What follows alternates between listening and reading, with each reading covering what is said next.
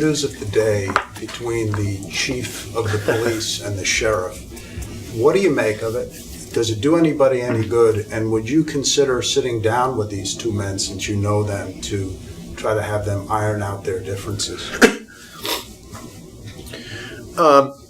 I go back to the adage I mentioned before that I'd advise anyone to act on, and that is when I said to folks when I first came to the assembly after I'd been there for a while, is don't personalize your differences. Your opponent today may be your ally tomorrow. And people should never confuse that into thinking, I'm not saying don't advocate for what you believe in fiercely, but there's a difference between being a strong advocate on a given position versus being against someone. And I fear with a lot of things, not just in that example, but I fear particularly in this region, there's a number of examples of where it's become far too personal.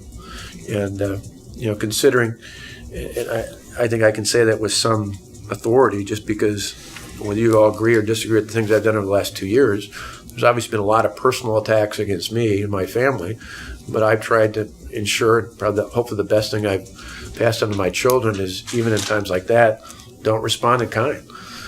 Stand up for your principles, don't back from those, but don't ever make it a personal issue. And that would be my advice. And for them or anybody else who's in the same position, if it was, if there was any benefit, I don't want to inject myself into something where I become more of a problem than a help. But there or anywhere else, if I can pass on that advice, that's the advice I'd give. Is the fight between the sheriff and Abele, though, embarrassing to the county and to the state?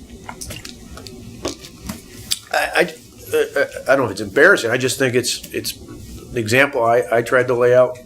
When the message I just gave, I think is the preferable route. You can always be passionate on your position. Excuse me. You can.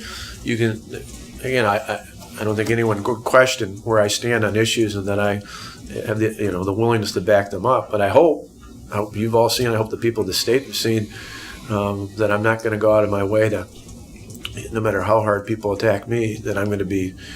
Try to be, I would say above that sounds condescending, and I don't mean that, but to operate on a higher plane. And I would encourage any leader, whether it's here in Milwaukee County or anywhere else across the state, to try and live by that, because I think that's what our people deserve.